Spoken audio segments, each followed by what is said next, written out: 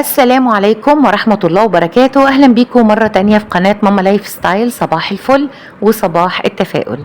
روتينك اليومي في تنظيف وشغل البيت سبب في ضياع يومك، هي دي الحقيقة اللي بنهرب منها دايما. كتير بنشغل نفسنا في حاجات كتيرة قوي في الروتين اليومي بتاعنا الصباحي، وتفاصيل كتيرة قوي ممكن تكون انت بتحسي انها شغل وانك حاجة بتعمليها فعلا، لكن في الواقع مفيش انجاز. انت بتهربي من الشغل الاساسي وبتحسسي نفسك انك مشغولة بالحاجات دي علشان بس يعني تهربي من الشغل الاساسي اللي المفروض تنجزيه. هنتكلم النهاردة عن الفرق بالأمثلة الواقعية من أرض الواقع. ايه الفرق ما بين الشغل المزيف اللي احنا بنشغل نفسنا بيه ونعطل نفسنا، والشغل الحقيقي الفعلي اللي المفروض نركز عليه. تعالوا مع بعض نبدأ كده ونشوف الفرق ما بين الشغل الحقيقي والشغل المزيف. هنتكلم الأول عن الأنشطة المزيفة أو الحاجات المزيفة اللي بنشغل نفسنا بيها على الفاضي. هي عبارة عن ايه؟ هي عبارة عن مهمة او نشاط انت بتعمليه وبيديكي احساس مؤقت انك بتنجزي، لكن مش بيقربك فعليا او عمليا من هدفك الاساسي والحاجات اللي فعلا فيها انجاز فعلي في ارض الواقع.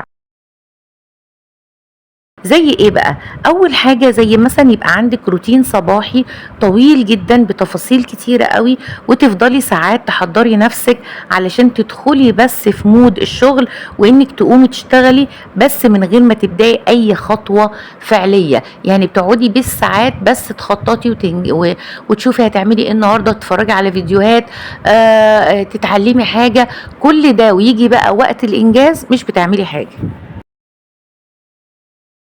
زي كمان انك بتقعدي فترة طويلة قوي تحضري مكان الشغل نفسه، تجهيز الادوات اللي انت هتستخدميها، وكتابة الروتين مطول بقى، حاجات تفاصيل كتيرة من غير ما تبدأي الشغل.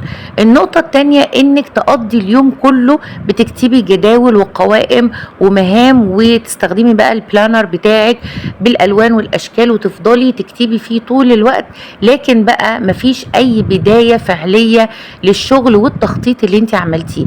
بتضيعي وقت كتير قوي في التخطيط نفسه، لكن الشغل بقى لا، مفيش شغل. النقطة اللي بعد كده انك بتشغلي نفسك بالحاجات السهلة بدل الحاجات المهمة الاساسية. زي مثلا انك تقومي ترتبي المكتب بتاعك، تنظمي الركن الخاص، تظبطي الركن القهوة مثلا في المطبخ، الحاجات اللي انت بتحبي شكلها. لكن بقى الحاجات الاساسية، الشغل الحقيقي في البيت، انت بتهربي منه وبتشغلي نفسك بده وتحسسي نفسك انك فعلا كده بتشتغلي. النقطة اللي بعد كده الانشغال بإدارة الوقت نفسه أكتر من استخدامه. إنك طول الوقت منشغلة بفكرة إدارة الوقت، بتنزلي برامج بقى وتطبيقات عن تنظيم اليوم وتنظيم الوقت، لكن ما بتعمليش أي مهمة واحدة كاملة علشان تنظمي وقتك فعلا وتطبقي ده في أرض الواقع. النقطة اللي بعد كده بتقري كتب كتير قوي عن التنمية البشرية وعن تطوير الذات، لكن مش بتطبقي اللي انت اتعلمتيه.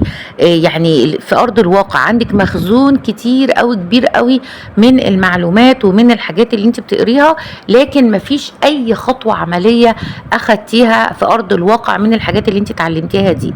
النقطة اللي بعد كده بتقارني نفسك بالناس اللي انت بتتابعيهم على السوشيال ميديا، ومشغولة اكتر بيهم وعن تفاصيلهم عن بقى نفسك وعن بيتك وعن حياتك. النقطة اللي بعد كده انك كل يوم بتكتبي نفس المهام ونفس القوائم ومش بتبدأي شغل، بتفضلي تنقلي المهام من يوم لليوم اللي بعده من غير اي تنفيذ للقوائم دي.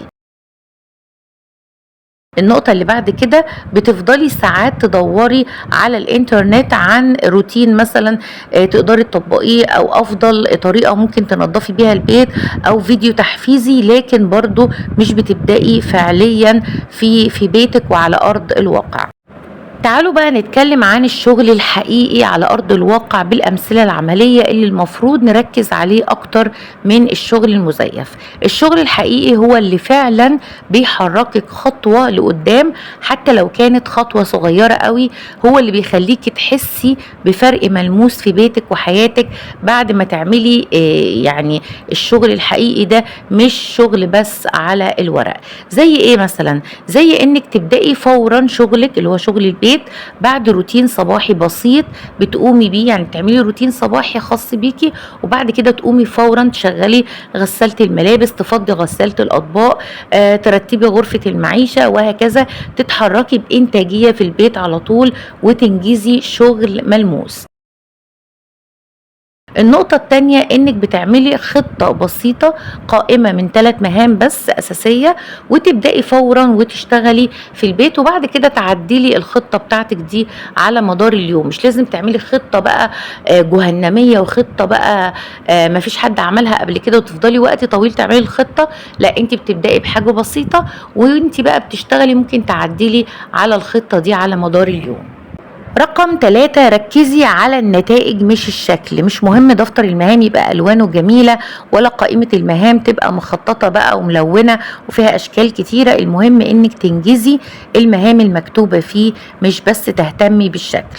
رقم 4، قسمي الشغل لمهام صغيرة سهلة الإنجاز. سهل إنك تقومي تعملي فعلا خطوة منها، بدل ما تفضلي تخططي إزاي هتنضفي غرفة النوم كلها بشكل فعلي وتفضلي وقت طويل قوي تخططي. لا، قسميها لأجزاء صغيرة وقومي فعلا خدي خطوة أو خطوتين. رقم 5، نفذي شغلك حتى لو مش بالشكل اللي انت متخيلاه او بتحلمي بيه. مش لازم تبقي مثالية في كل حاجة، المهم انك تبدأي وتنجزي. رقم 6، اقري وتعلمي حاجات جديدة، بس الاهم انك توقفي شوية وتطبقي. لازم تطبقي اللي انت تعلمتيه، يعني ناخد خطوات عملية من الحاجات اللي احنا اتعلمناها ونحاول نمزجها في الحاجات اللي احنا بنشتغلها كل يوم، علشان نستفيد من اللي احنا بنتعلمه، مش بنتعلم ونضيع وقتنا وخلاص. رقم 7، راجعي دايما اللي انت عملتيه في نهاية اليوم، ولازم تشوفي الانجازات بتاعتك الفعلية، مش تبصي على الخطة بس وانت خططتي ايه.